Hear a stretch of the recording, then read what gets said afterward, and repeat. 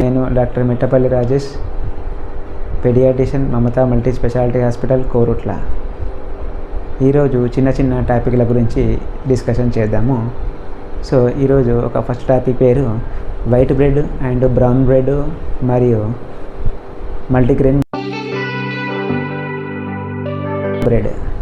White bread అనగా ఇలా white bread, this is brown bread. ఇంకొకటి మల్టీగ్రెయిన్ బ్రెడ్, ఇది యూట్యూబ్ వీడియో మీద డిస్ప్లే చేస్తాను. మల్టీగ్రెయిన్ బ్రెడ్ ఇక్కడ దొరకట్లేదు కోరుట్లలో. ఈ వైట్ బ్రెడ్ ఇది ముఖ్యంగా ఇది మైదా పిండితో తయారైనది. అంటే గోధుమ పిండిని ప్రాసెస్ చేయడం వల్ల తయారైన మైదా పిండితోటి చేసిన బ్రెడ్ వైట్ బ్రెడ్. ఇందులో ఫైబర్ తక్కువగా ఉంటుంది, ఎందుకంటే మైదా పిండి. సో ఈ మైదా పిండి మనకు జీర్ణం కావడం చాలా కష్టమవుతుంది. దీనిలో మరియు విటమిన్స్, మినరల్స్ చాలా తక్కువగా ఉంటాయి. ఇది ఎక్కువగా గ్యాస్ ప్రొడ్యూస్ చేస్తూ ఉంటుంది ఈ వైట్ బ్రెడ్. ఈ వైట్ బ్రెడ్ అంతగా ఉపయోగకరం కాదు. సో ఈ బ్రౌన్ బ్రెడ్ గురించి డిస్కస్ చేద్దాం ఇప్పుడు. ఈ బ్రౌన్ బ్రెడ్ అనేది గోధుమ పిండితోటి తయారు చేసిన బ్రెడ్. ఈ గోధుమ పిండి అనగా గోధుమల నుంచి తయారు చేసిన బ్రెడ్ కనుక ఈ గోధుమల్లో ఫైబర్ ఎక్కువగా ఉండడం వల్ల ఈ ఫైబర్ అనేది మనకు మలబద్ధకం కాకుండా మరియు ఈజీగా జీర్ణం కావడానికి ఉపయోగపడుతుంది.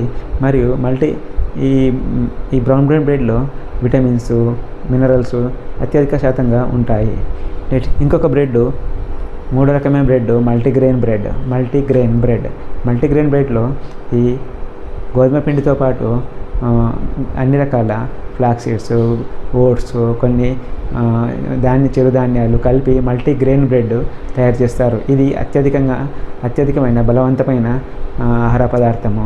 ఈ మల్టీగ్రెయిన్ బ్రెడ్లో ఫైబర్ ఎక్కువగా ఉంటుంది, మళ్ళీ విటమిన్స్, మినరల్స్ అండ్ ప్రోటీన్ కూడా ఎక్కువగా ఉంటుంది. సో ఈ మూడు బ్రెడ్లలో బెటర్ ఏంటంటే మల్టీగ్రెయిన్ బెటర్. అది దొరకనప్పుడు బ్రౌన్ బ్రెడ్ బెటర్. ఏది దొరకనప్పుడు white bread is the better. ఈ వైట్ బ్రెడ్లో ఏమైనా కాలీఫ్లవర్ కానీ, టమాటా కానీ, క్యారెట్ కానీ పెట్టుకొని తింటే ఫైబర్ అత్యధికంగా వస్తుంది కనుక ఏది దొరకనప్పుడు వైట్ బ్రెడ్ మాత్రమే దొరికినప్పుడు క్యారెట్ పెట్టుకోను, క్యాబేజీ పెట్టుకోను, కాలీఫ్లవర్ పెట్టుకోను దాన్ని వేసుకొని తినవచ్చు.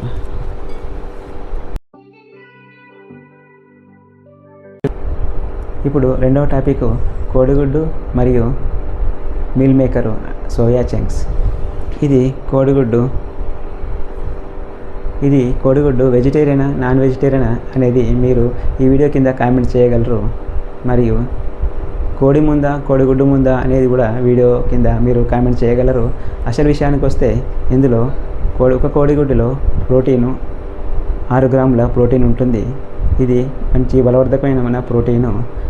ప్రోటీన్ పేరు ఆల్బుమిన్. ఇది 100% బయో అవైలబిలిటీ, అంటే మనం ఎంత తింటే అంత బ్లడ్లోకి అబ్జర్వ్ అయిపోతుంది.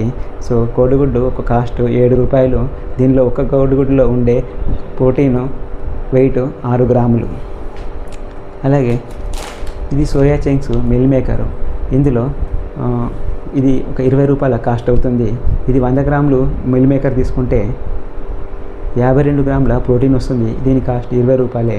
సో ఇది 7 రూపాయల కోడిగుడ్డు, 6 గ్రాముల ప్రోటీను, 20 రూపాయల సోయా చంక్స్, 52 గ్రాముల ప్రోటీను. ఇందులో ఏది బెటరో మీరు ఈ వీడియో కింద కామెంట్ చేయగలరు. Thank you. టాపిక్ గురించి తెలుసుకుందాము. ఇప్పుడు మార్కెట్లో కమర్షియల్గా అవైలబుల్ ఉన్న పాల ప్యాకెట్ల గురించి తెలుసుకుందాము. ఇప్పుడు మనం డైలీ పాల ప్యాకెట్ వాడుతుంటాము. ఇందులో కొన్ని రకాల పాల ప్యాకెట్లు ఉంటాయని మీకు తెలుసా? ఇందులో కొన్ని రకాల గురించి చెప్తాను. ఒకటి హోమోజినైజ్డ్ మిల్క్. దీన్నే అమూల్ మిల్క్ అని కొన్ని కంపెనీలు తయారు చేస్తూ ఉంటాయి. ఇవి నెలల తరబడి నిల్వ ఉంటాయి.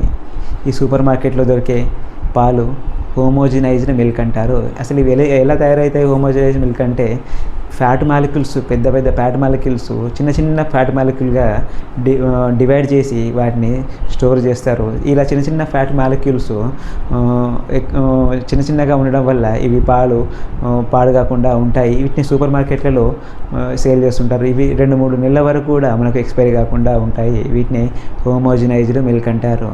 ఇప్పుడు డైలీ వాడే మిల్క్లో 4 రకాలు ఉన్నాయి.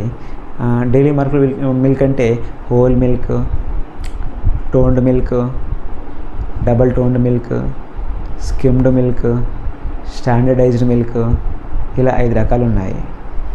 హోల్ మిల్క్ అంటే ఇందులో 2 రకాల హోల్ మిల్క్, ఆవు పాల హోల్ మిల్క్ కావచ్చు, బఫెల్లో హోల్ మిల్క్ కావచ్చు. ఈ బఫెల్లో బర్రెపాల హోల్ మిల్క్లో ఫ్యాట్ పర్సెంట్ 6% ఉంటుంది.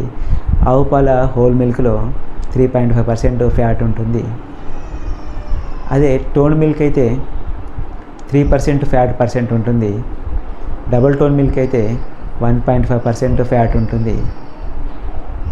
స్టాండర్డైజ్డ్ మిల్క్ అయితే 4.5% ఫ్యాట్ ఉంటుంది. అదే స్కిమ్డ్ మిల్క్ అయితే జస్ట్ 0.5% ఫ్యాట్ ఉంటుంది. ఇది రకరకాల వ్యక్తులకి రకరకాల పాలు వాడుకోవచ్చు. ఎవరైతే వెయిట్ లాస్ అంటే అధిక బరువు ఉన్న వాళ్ళు, లావుగా ఉన్న వాళ్ళు వాడాల్సిన పాలు స్కిమ్డ్ మిల్క్.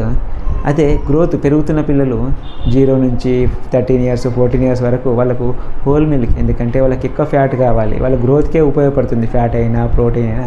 సో పెరిగే పిల్లలకి అంటే అప్ టు 13 ఇయర్స్ వరకు హోల్ మిల్క్ వాడడము బెస్ట్.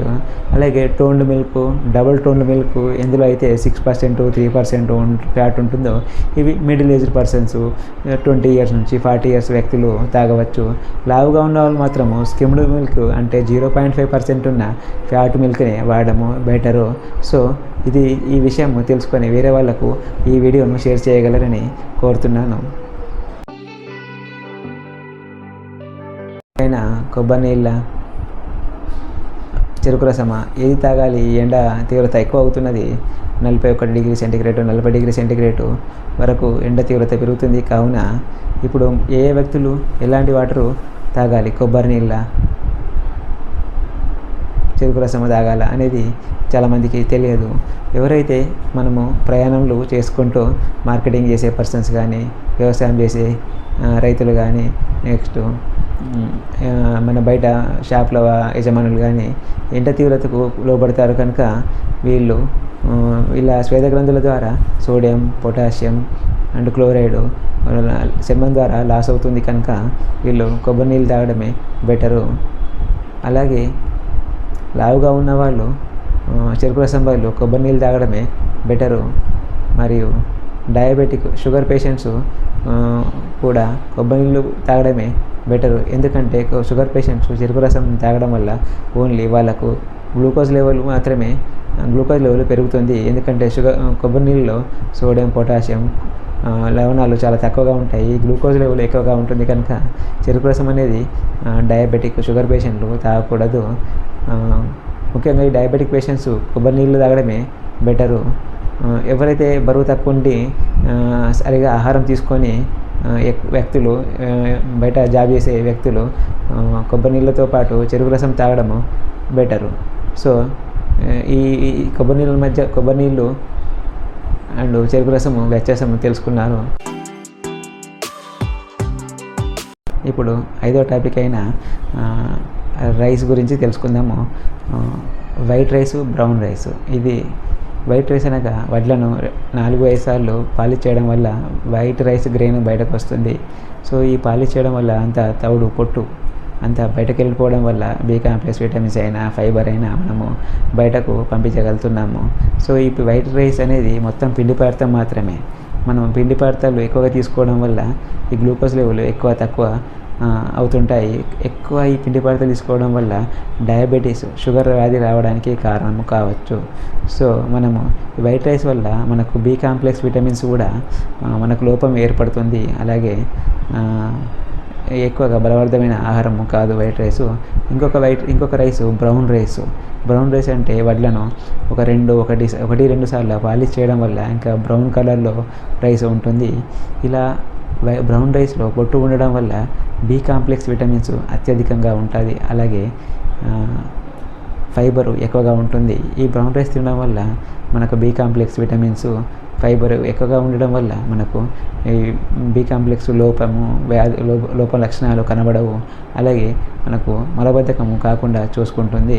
ఈ బ్రౌన్ రైస్ అనేది మనకు డయాబెటీస్, బరువు ఎవరైతే తగ్గాలని అనుకుంటున్నా లావుగా ఉన్న వాళ్ళైనా సరే, డయాబెటిక్ లేకున్నా సరే వీళ్ళు బ్రౌన్ రైస్ తినడమే మంచిది.